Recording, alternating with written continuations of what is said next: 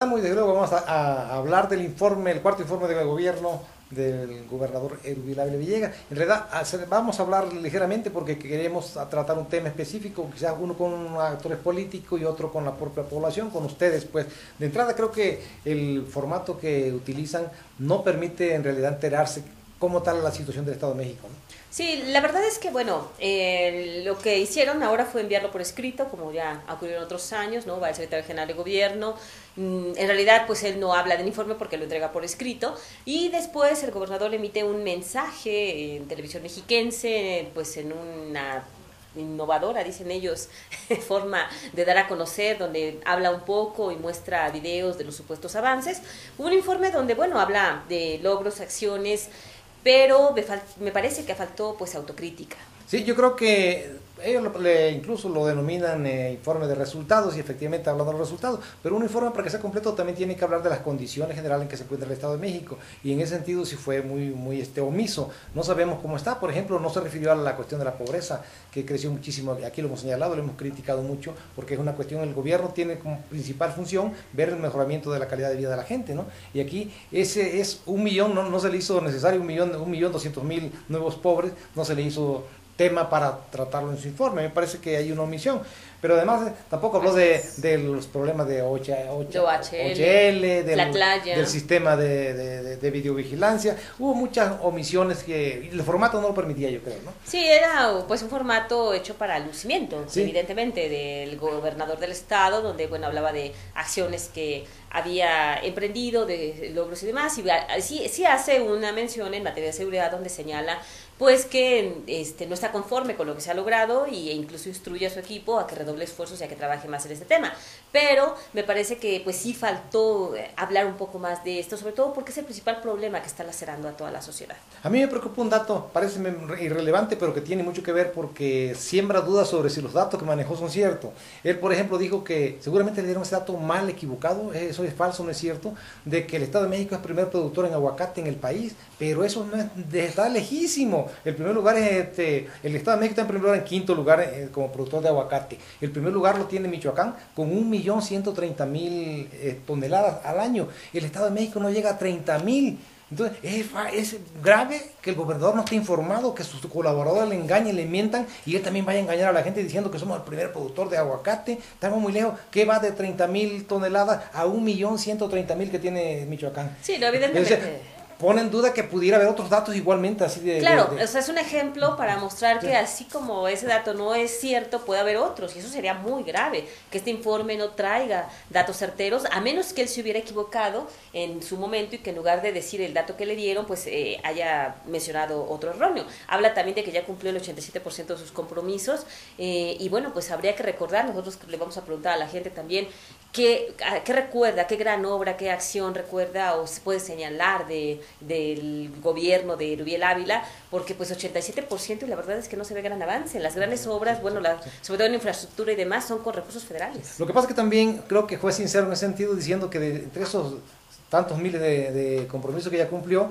4.000 correspondieron a modificaciones, de recondicionamiento de aulas de sistema de cómputo y de aulas telemáticas, donde son internet, pues. Sí. O sea, son obras pequeñísimas, o sea que en realidad no deberían ser compromisos firmados por un candidato a gobernador. Pues arreglar una aula de una escuela, pues no es un compromiso. De eso hay 4.000.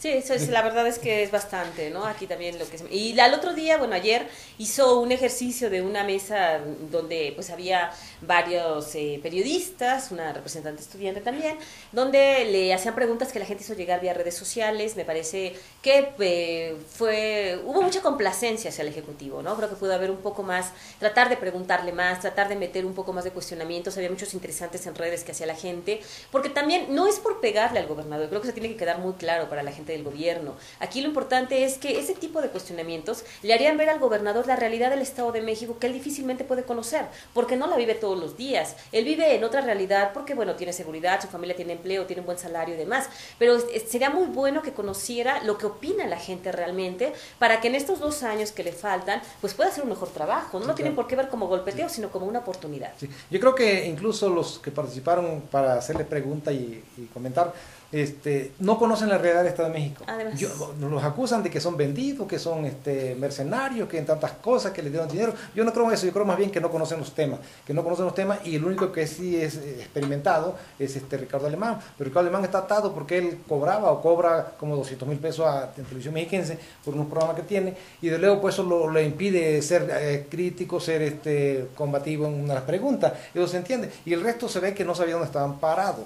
Y creo que la universidad también debe haber seleccionado mejor a su representante, pues una chamaquita que le puso empeño, pero no tiene el conocimiento, la experiencia, la visión de lo que es el Estado como para hacer un buen papel, sobre todo viniendo de una institución que se supone genera pensamiento crítico, ¿no? Sí, tendría que venir un estudiante, un representante de la universidad crítico. Sí. Y por otro lado, bueno, poner a alguien de medios de comunicación, con mucha gente que lo sigue, pero de espectáculos, de verdad que eso no está bien.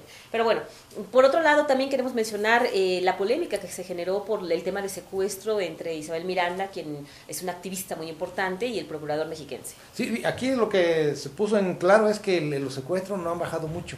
A agosto del año pasado llevaban 108, ahora llevan 104, o sea que esa disminución que se nos señalan con frecuencia, que es grande, mucho porcentaje, pues no es tanto, ¿no? Solo 4 casos menos, y eso hay que ver la cuestión de que no se denuncian los secuestros. El problema es de los que no se denuncian. Así es, y bueno, pues ella dijo que se estaban maquillando cifras, lo cual fue una aseveración bastante fuerte, y tuvo que salir el procurador, que normalmente pues no responde a críticas que se hacen, a señalar que no era cierto. Porque ella dice que disfrazan los secuestros con privación ilegal de la libertad, que es otra cosa, que incluso, no hablo del Estado de México específicamente, porque un estado de los que maquillan cifras también, hubo un secuestro, pagaron el rescate, ejecutaron a la víctima y así lo procesaron como privación ilegal de la libertad.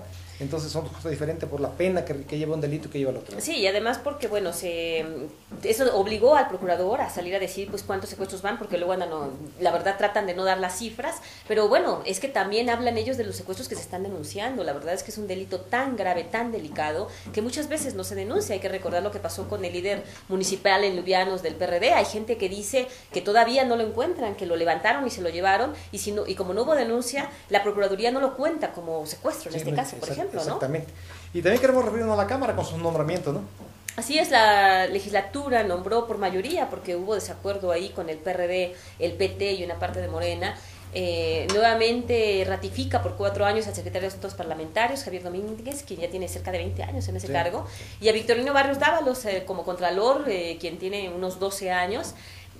Por otro periodo. La verdad es que, bueno, pues Domínguez se ha vuelto indispensable para los legisladores porque es quien les lleva todo el trabajo. Y por otro lado, el Contralor, nosotros lo hemos reconocido aquí, es uno de los únicos que hablan y son críticos al interior del Congreso. Así que, bueno, pese a la oposición, de la izquierda, la verdad es que a mí me parece positivo que si se queda Domínguez, bueno, pues que se quede Victorino Barrios. Claro, yo creo que el caso de Victorino Barrios, el Contralor, es muy enérgico y no respeta quien incurre en alguna irregularidad, lo sanciona, sea del partido que sea, y creo que al PRD no le ha gustado que sea sancionado a sus alcaldes. Como compañero de partido esperaban quizás protección, y él actúa de acuerdo a la ley. Y además, ahí también hay que ver que son los diputados quienes deciden. Él propone, sí, pero pues muchas veces los legisladores no aceptan las propuestas, ¿no? Sí. Y nada más señalar por último que, bueno, en el marco del informe de Rubiel Ávila, pues ha habido por parte del PRD una especie de contrainforme donde hubo volanteo, información en las casetas del circuito exterior exigiendo que se retire la concesión a OHL por los presuntos casos de corrupción.